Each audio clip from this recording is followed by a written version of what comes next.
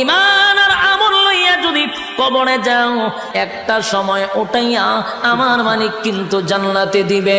শর্ত হলো বান্দারে ঈমান থাকতে হবে, ঈমান থাকতে হবে। আল্লাহর নবী বলেন এমন একটা জামানা আসবে মানুষ ঘর থেকে বাহির হয় ঈমান লইয়া, ঘরে ফিরে বেঈমান হইয়া। যুবক ভাই, কোন কথা ঈমান যায় আমরা অনেকেই জানি না। সাবধান সাবধান, ঈমানের ব্যাপারে সতর্ক থাকা।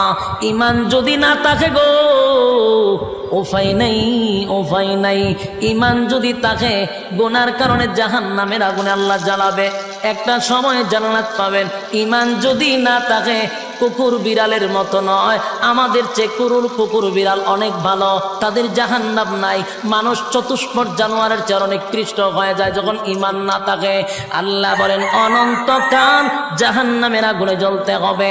ইন্না জাহান্নামা কানাত মিরসাদা লিত্তাগিনা মাআবা লাবিসিনা ফিহা আহকাবা লা ইয়াযুকুনা ফিহা বারদান ওয়ালা শারাবা ইল্লা হামিমা ওয়া গাসসাকা জাযাআন ওয়াফাকা। ইন্না জাহান্নামা কানাত মিরসাদা, নিশ্চয়ই জাহান্নাম তোমাদের